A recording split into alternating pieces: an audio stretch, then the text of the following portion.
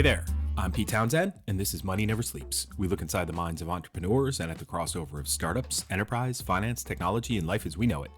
On the show this week, we've got Asad J. Malik. I'm Asad J. Malik, the CEO of Jadu. An augmented reality pioneer and founder and CEO of Jadu.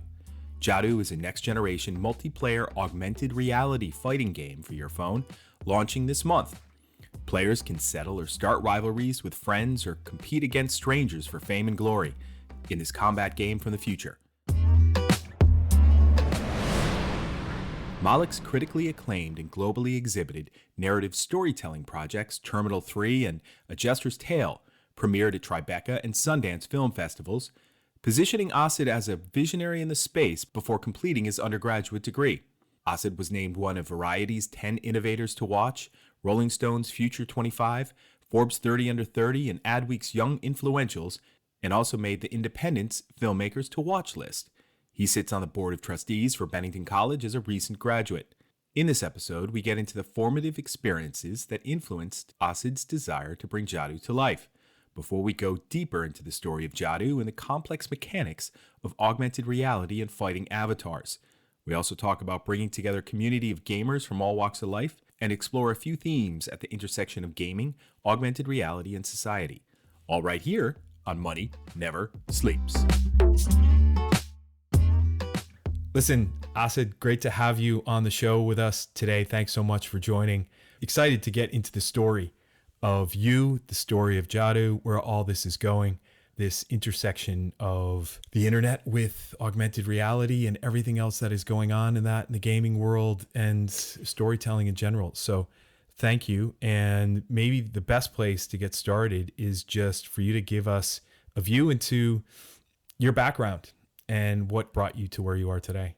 I think it's really critical for me to bring up where I'm from. I'm from Pakistan. That's really where I lived for most of my life. Grew up there till I was 16 in a very small town in Pakistan, but my parents were teachers. I'd say the first incredibly formative moment that took place in my life that really changed the shape of it was the scholarship that I got to go to the Netherlands when I was 16. So at 16, I got this scholarship and suddenly was leaving this small town in Pakistan and traveling all the way to Europe and living there by myself, going to this high school. I had been making websites at this point. I've been programming, making websites since I was around 11.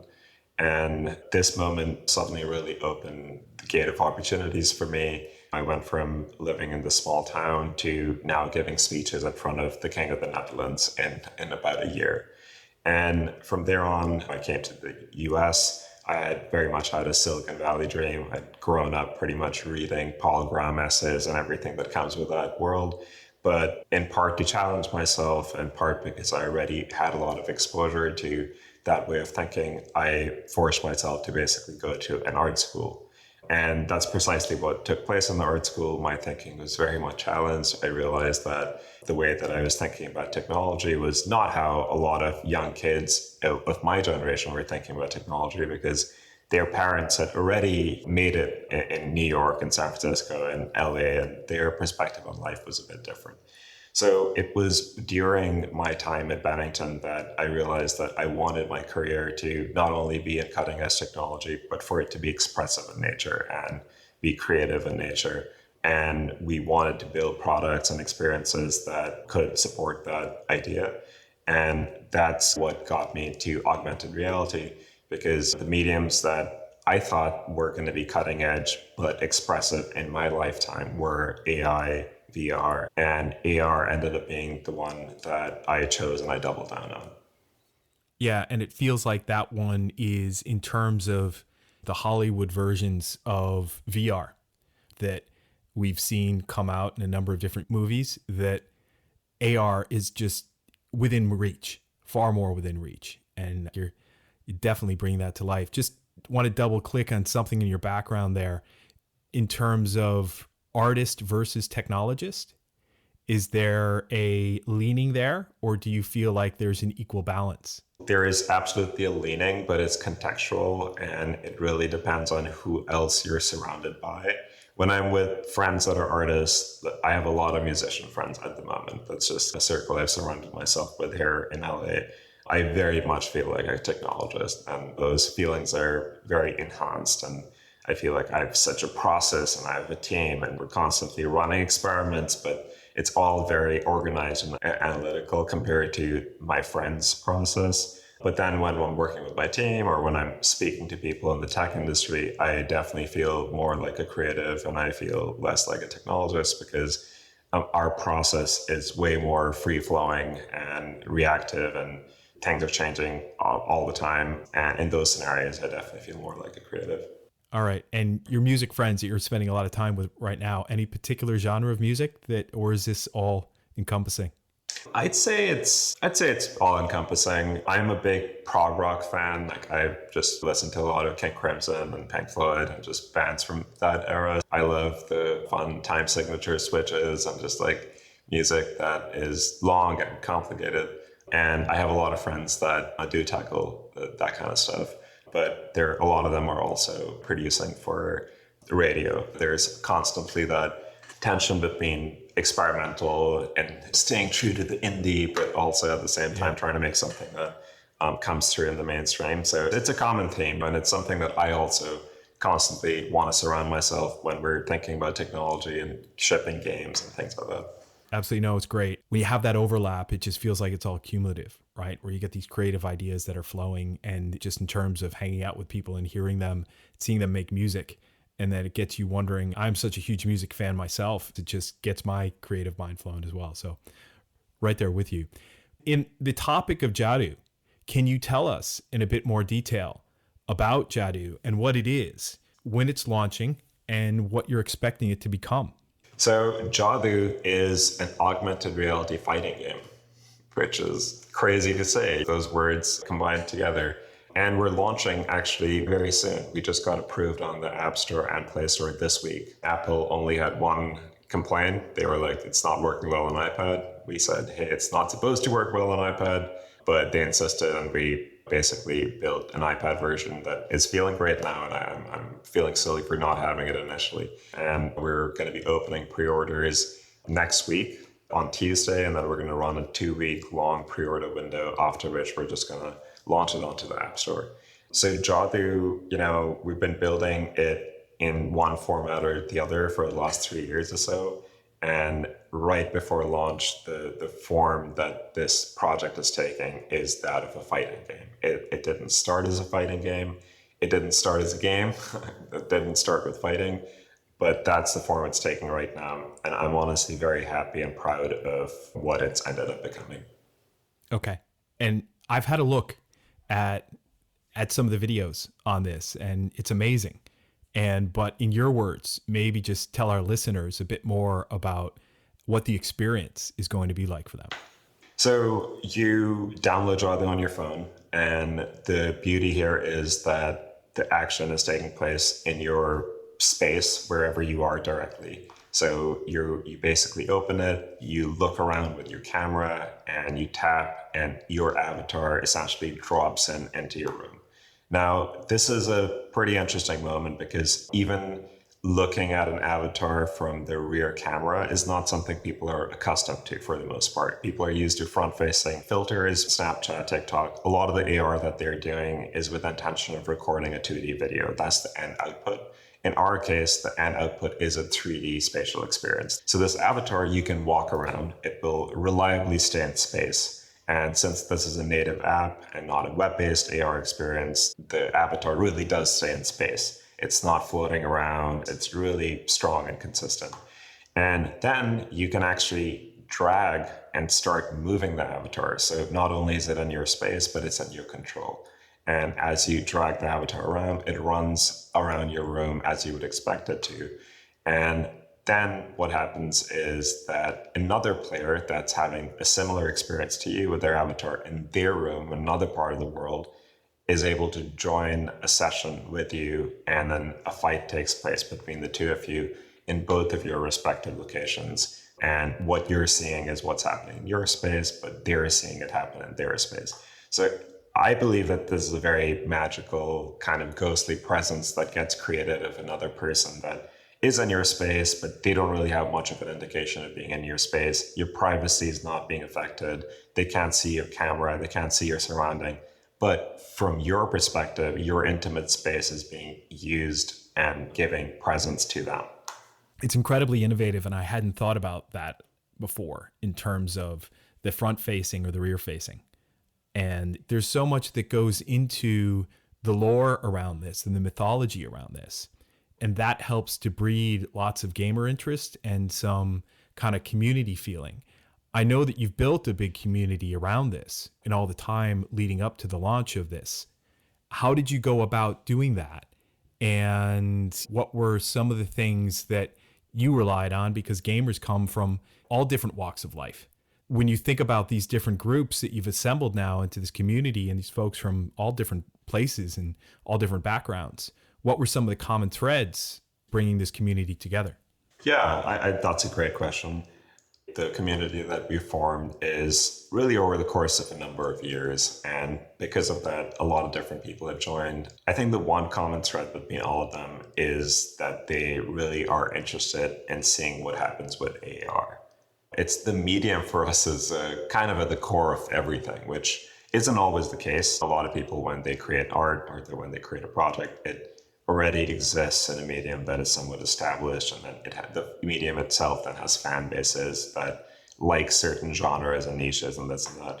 In our case, the most common unifying thread actually has been the medium itself, because people want to see what happens with AR, because the promise of AR has been looming over our head for the last decade at least in the public consciousness as this magical collision of digital things with our physical world, and having things that are spatial, that interact with our space, that bring our immediate surroundings into these like fantastical scenarios.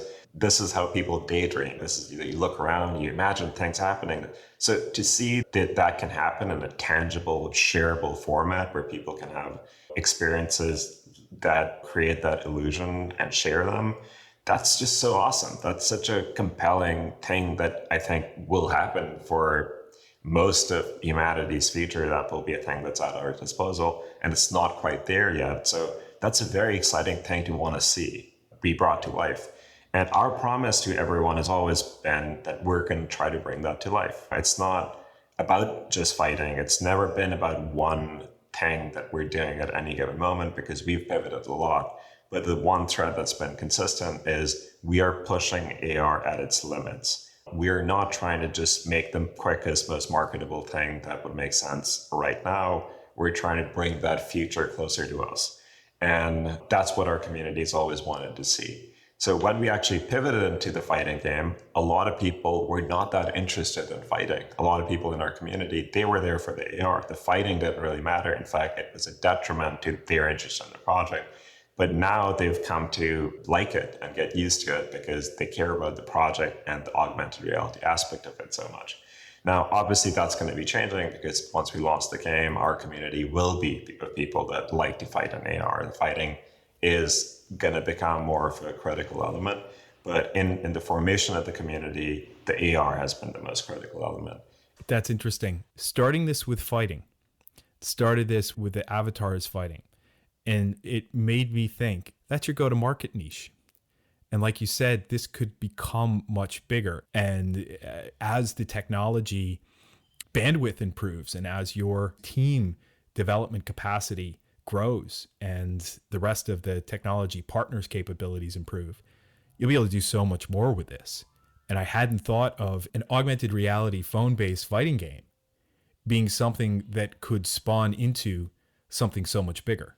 But you clearly are thinking much bigger. I'd like to hope so.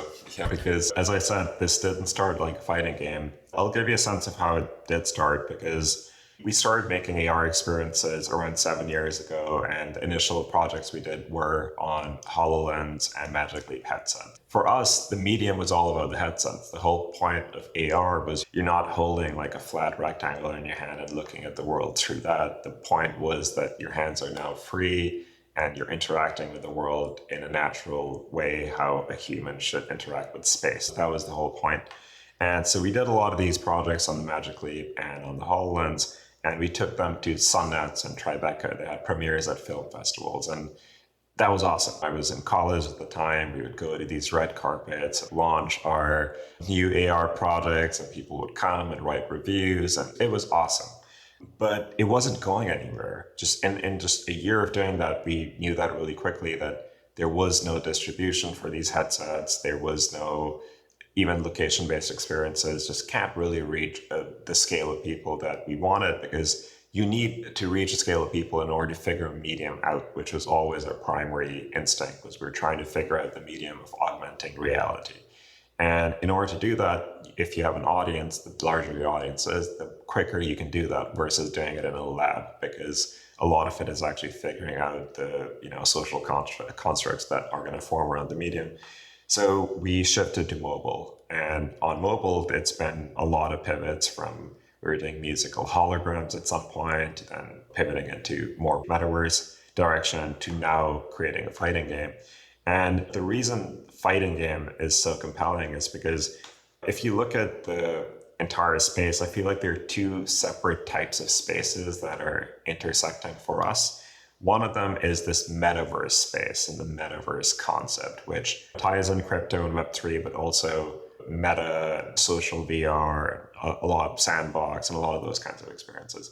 Our complaint with that whole direction so far has been there isn't one compelling reason for people to go there. It's always, oh, this is a social world, it's building blocks, anything can happen here. And that is compelling in its own right, but often it lacks just for consumer instinct to be like, okay, what am I going here to do? So we wanted something strong that you fight in AR here. That's very straightforward why you're coming here.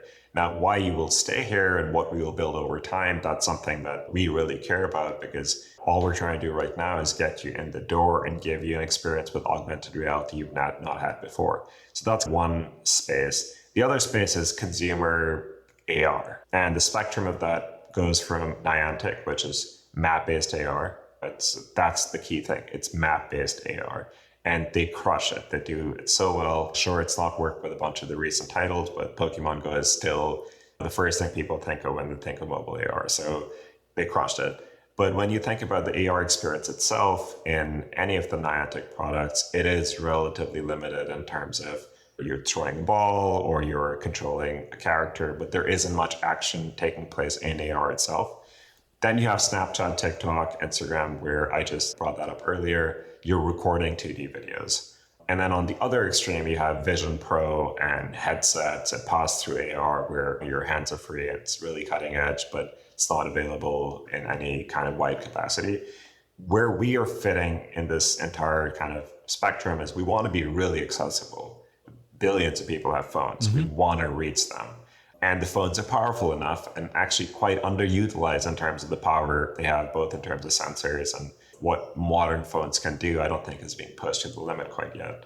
And then there's this other element of just using your rear camera and using your space and interacting with it, and us constantly trying to push the limits of that. And I think that's a really important place in the whole AR spectrum for us to be pushing and operating in. If more people do that over the next couple of years, I do think that the medium as a whole will move at a much quicker rate. Yeah, I can see how that could happen. Yeah, there's so much to this. We're just at the beginning. And I think looking at the overall smartphone market, something like 3 billion plus people around the world have smartphones. And insane. When has that happened with any device? Exactly. That's just wild. And that's really at the core of why we shifted to mobile, because not only is it so large that there's a device type, a device category that has elements that are predictable, like cameras and screens and touch screens, and you can build apps for them pretty much on 2 platforms and you'll reach all of them. You will have some compatibility issues, but for the most part, there's a standardized format. And this format has mobile gaming, which is the most influential form of media that exists for our generation at this point, both in terms of how lucrative it is and how many people it reaches and how much time it consumes for people. It's by far the most significant category. And when you think of creativity in mobile gaming, I think it's somewhat lacking, because a lot of times when people build mobile games, they are either slightly slimmed down versions of console or PC games, or they're very much glorified slot machines. I think there's space here to do something that's really creative and is attempting to use the sensors and the cameras and everything in a mobile phone in a really creative way to create an experience that is not what people have seen before or are used to, an experience that is native to the medium of mobile, something that cannot actually be recreated on console or PC, even if you try. Yeah, what I'm really excited about is obviously we'd be a few years away from this, but when all of the sci-fi versions of smartphones that we see in movies or in shows are all just these transparent pieces of plastic, right? And that imagine just holding that up in front of your face and then poof, you've got your avatar fighting somebody else. Or like you said, the fighting element of this being a go-to-market niche, and I know I'm oversimplifying it that way, but thinking along that angle, is there anything you can give away in terms of where this could all go? So we're being very open-minded right now in the sense that we used to be more grandiose with our ambitions, and we used to paint pictures of this large world, that this map that exists on top of the physical world, and you go around on it, and things exist within it, other people interact with it. And we've had grandiose visions of things in the past, but what we've come to learn is, first of all, things change, plans change all the time. And you want to be open-ended enough that you're actually learning from what's happening right now constantly. And sometimes being so grandiose, because that feels good, obviously, to feel like you're making something large and significant, can get in the way of making something that works right now. I'd say we've focused more on just making things that make sense at the moment. And at the moment, what we're trying to do is we're making a fighting game where there are different characters and fighting styles and play styles that actually embody AR as a medium and show it off. It's every move that we attempt, we wanted to push AR as a medium. And we think about, how do we incorporate planes? How do we incorporate the remote thing? Just getting that core mechanic to feel super compelling and your space to feel activated is at the core of everything that we're doing. Now, there are many directions that this expands into once we figure that out, because fighting is just one of the things you can do in AR with your character. There are so many possibilities that exist, but we want to go deep into a mechanic rather than attempting a lot of mechanics broadly, because that's happened enough. There are a lot of AR experiments and web experiments and marketing experiments and activations that people have run over the last decade or so. I think what the industry has lacked is someone just holding on to one mechanic and actually going quite deep in it. So for the next year or so, I'd say we're going much deeper into fighting and introducing more characters, doubling down, creating a lot more experiences. And based on how that goes, we will take the next step. That could be adding an additional mechanic. You could say, oh, now there's crafting, or now there's resource gathering, or there are a lot of other things that can get added to fighting as a core mechanic. Or we could just keep doubling down, keep going deeper in. Maps and a lot of these things are not off the table. They're very compelling ways of activating your world and augmenting your reality. But at the same time, those are not places where we think we can contribute really significantly, because a lot of contributions have already been made by other players that have a lot of knowledge. So that's a gist of how we're thinking about it at the moment. Okay, good. I get it. And some of the points you're highlighting here get me thinking that obviously the mechanics of getting a fighting game right in AR is incredibly difficult.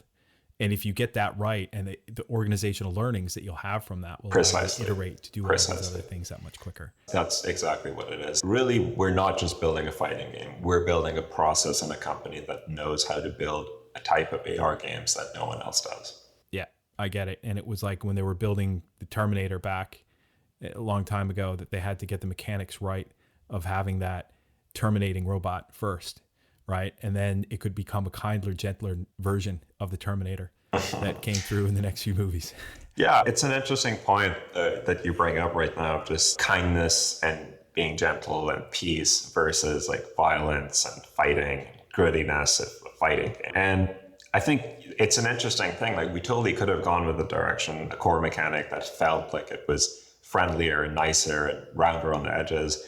One of the reasons why fighting was compelling, there are a lot of mechanical reasons, right? It's avatars, two people, two different locations. It's a visceral thing. It's a universal thing. It gets you going. It makes you feel a certain type of way. Those were a lot of the reasons why we did this, but also because I think it reflects our space in the industry. We are a young company. We are doing things differently. We raise money, but we don't have the types of resources that Snapchats and Niantics and those larger companies have. They have to play it safe to some extent in terms of their content.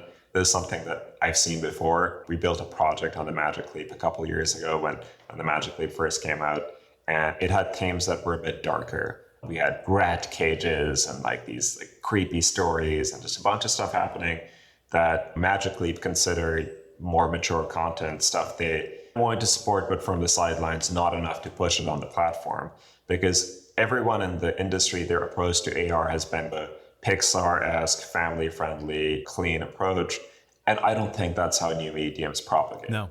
So we want to take an approach that's darker and grittier and reflective of our reality rather than retreatist or trying to go into fantasy world that's removing you from your reality. We want our game to be reflective and have the themes in it are things that are caught up in the darkness that exists in the real world, things that make you want to punch and scream. And we want to channel that through the game itself right now. Yeah, no, I love it. And I'm just thinking back to when I was a gamer back in the 80s and 90s, it was Mortal Kombat, Street Fighter. And that's what I loved. And those were the ones that I played the most and totally got into. So I'm right there with you. Listen, I'm thinking about your kind of pulling back a bit to the holistic level, and just in doing a bit of digging around your background, I saw that an interesting quote from you, and I'll read that out just to get you thinking about it, that the further development of virtual augmented realities, artificial intelligence, nanotechnology, gene editing, and neuroscience will significantly alter the human condition in our lifetime. It's our job to make sure that this radical technological change leads to radical socio-political change instead of maintaining the established order of societal affairs. So what I'm thinking when I read that and just saying it out loud now as well is that this combination of imagination of you, right? And the technology and the technologist mindset is obviously, imagination fueling art, that all of that has made Jadu possible. It's just a small strand of what you'd like the world to become, right? And how much of your view that I've just shared there is influenced by your experiences with technology versus your experiences with society as you've grown up. Wow. I've not had that code read back to me in a long time. I feel like I said that or wrote that probably 6 or 7 years ago now. I would say, on one hand, my thinking has become less grandiose over the years, that I'm honing in on what we're doing on a day-to-day basis, being more practical, just getting to these things. But at the same time, it does permeate. That is how I've thought for a long period of time now, since I was very young. I'm 27 now, but since I was early in my teenage years, I've been the internet was my opening to the world in such a significant way, because truly I'm from a very small town where my parents were teachers. They are tremendous people. They've shaped me into who I am, would not be here without them. But that exposure to the outside world was so critical to my own self-confidence and making websites, having people from other parts of the world look at them and think of them. And technology was such a big factor in my life that I just always really thought about it and cared about it really deeply. And obviously, so much has happened in the course of our lives over the last couple of decades. And that's definitely going to continue to be the case. When we look back at 2023, it's going to feel tame, which that's not a word we would use for our current state of being. But I'm sure that at some point we're going to look back and be like, oh, wow, that was an innocent time. All these technologies that you just described in the code, that was real then, and that's very real now. And now even more so, we're feeling the speed of things with AI and how quickly just everything is shifting. So the realization was very simple, is I need to be involved in this stuff. My job is not to be critical of it from the sidelines like a lot of people do choose. I need to be in the mix, making calls about where this goes to some extent. And that is influenced more by my life experiences and also by technology and how it's shifted my life experiences. But I'm very lucky and privileged to have grown up in Pakistan at a time where things were quite difficult. In 2007, 2009, there were suicide bomb attacks all over the place. I was born in Abbottabad, where Osama bin Laden was killed. Then I went to Europe and lived in an international boarding school with people from 90 different nationalities, really extreme experience. Then I went to liberal arts school in Vermont, where there were a lot of very depressed rich kids making art, thinking about stuff that people in war-torn countries are not going to be thinking about. But that is the next step of, I think, a human person, is like, what happens when your needs are met and your aspirations are met, and the narrative you're told by society of what you're supposed to do, you fulfilled already, or your parents have fulfilled already. And I was in Libya after Gaddafi was killed for a couple of months, basically experiencing a country that was just destroyed and was hoping to come back to life. And there is so much destruction and death, but there is so much optimism in the air for what things can be. And a combination of all these experiences and realizing that these experiences are only going to get more extreme over the course of my lifetime, it absolutely has informed my thoughts on technology and the things that we make and the decisions that we make. Oh, totally. And this societal change is a very real thing. And we were talking earlier about some of the Hollywood depictions of the future and how they could look good, bad, and ugly. And the advancement of technology is not going to stop. You can't put this stuff back in the box. And it's those that have the best grasp on technology, but also the best grasp on societal responsibility, are going to be the ones that are going to be able to shape this in the right direction. And there's so much that technology can do to improve the human condition. There's a lot that it can do to negatively impact it. And that finding that right balance and being able to do so with the right kind of mind, fueled by the experiences that you've had, is one, a huge opportunity, but it's very comforting to know that you're on this trajectory. So if you look ahead, you've got the next 12 months, you've got a big community to continue to grow. You've got daily gamer stats to look at. You've got all this stuff to pursue. You've got iterations of the technology and of the experience for users. You've got new phones coming out. The iPhone 15 is about to drop. There's so much there in front of you. 12 months, most excited about? What do you think? I would have to say the Vision Pro, because the headset dream has been the core driving factor for me for a long time. And I've had to put blinders on for the last couple of years to be like, no, we're doing mobile, just forget about it. It's limited, but this is how we're going to do it for now, because we need an audience and we need this to work here and now. Like, things can't be speculative about the future forever. We need something to happen right now. But the Vision Pro is incredibly exciting, because I think that Apple has the capacity to do this stuff at a level that no one else does. They have a certain type of manufacturing and design sophistication that unfortunately Meta and other earlier, newer companies just don't have. Little things, because I've been using these headsets for quite a long time now. We're in conversation with Apple. We want to bring both narrative experiences with our fighting game characters to the headset, kind of flagship narrative experiences that people do to learn the character backstories, things like that, and also eventually bring the full game to the Vision Pro. Have people from other parts of the world show up in your room and bring your avatar out. A lot of the decisions that Apple has made are very in line with our thinking. As I said, we chose AR years ago versus VR. Although VR had more development, more funding, more understanding was already existing. We chose AR anyway. And the fact that Apple releases a headset and it's AR first is actually insane. That's insane that took place like in that order, and we're positioned the way that we are. Yeah, no, it was crazy for me that when I'd been saying to folks for a couple of years that, okay, we need this huge change to the VR headsets that are out there, the AR VR headsets, because it's like putting a shoebox on your face, right? And then I got infatuated with a bubblegum pop story of Ready Player One, and where it looks like a little ski mask that's over your face, right? A little ski goggles that are over your face.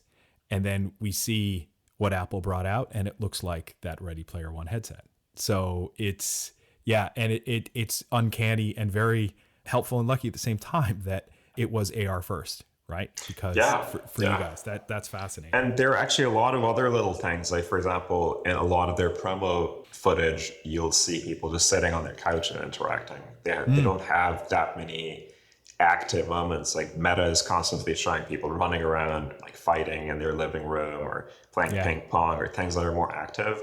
And that's also aligned with the decisions we're making, because the AR we're building is third person. Because most AR is just first person. You're the player interacting with the world. In our case, you have an avatar interacting with the world. And that kind of creates a separation, but it also gives you more mobility, because sure, you can move around space and look around, but you can also just move your avatar around. And that's very much aligned with the way that Apple is treating this medium as well. I gotcha. What do you think, in rounding out now to the last question that we ask everybody on this podcast, is what is one thing that people wouldn't expect to know about Asad J. Malik? Honestly, I feel like something that maybe I don't talk about that much publicly, but weirdly enough, we did bring it up earlier today, is how important music is in my life. I'm not a musician. I play the guitar, but purely for myself. I wouldn't consider myself a musician at all. When I think about what type of person I want to be, what type of legacy I want to leave behind, what I want my work to make people feel like, I'm often not looking at Zuckerbergs and Elon Musk and the kind of tech luminaries. I'm looking more at like the Pink Floyd members or the King Crimson members, and the way that craft is approached and the way that creating art is approached, and how it still can be utilitarian. It can still be about conveying something or getting something done, but it's very different from how technology is handled these days. I'd say that's something that I probably don't talk that much about. Most people, when they think of me from a music perspective, probably think of some kind of electronic or technical feeling thing, which I definitely indulge in that. And our game is actually incorporating a lot of break beats and jungle and drum and bass and things like that to create that fighting atmosphere. But my personal life is very different. No, I hear you. I remember some days back in college with Pink Floyd and how that felt incredibly artistic. So I'm right there with you. But listen, is there a way that you would suggest that people reach out to you if they want to get in touch and learn more? I think the most compelling way to engage with everything we do is our Discord, because we're running tournaments and doing giveaways, and we have a very active community. There's a moderation team that's around all the time. It's the best way to show up and just engage with the community. I would say the best way to interact with me is probably my Instagram, which is Asad J. Malik, AsadJMalik. But the Discord is where you can probably get the most holistic sense of everything that we're doing at Jadu. Awesome. We'll get that into the show notes and make sure that people have that. But listen, Asad, thank you so much for coming onto the show. It's been fantastic having you with us. Really excited to play Jadu and get into that and see where it's all going to go. And I got to get my headset. That's definitely going to be the next thing. My kids are asking for it, so we got to see what we're going to do there. Maybe Santa will have something to do with that. Awesome. Thank you so much. Thank you. That does it for this week, folks. Thanks to Asad for opening up his mind to help us figure out why he does what he does. And you can learn more about Asad and Jadu on our website, moneyneversleeps.ie. If you like what you heard, please leave us a rating and a review on Apple Podcasts or Spotify, as it helps others to find the show. Thanks to Conan Brophy from Create Sound for mixing and editing this episode. Conan is an excellent media man to get in touch with when you're thinking about launching your own podcast. As for me, I'm an early stage startup investor focused on where fintech meets crypto and crypto meets Web3, and I lead the Techstars Web3 Accelerator. There are plenty of links in the show notes on moneyneversleeps.ie on how to get in touch, so don't hesitate to reach out. Finally, till next time, thanks for listening. See ya! Money never sleeps, pal.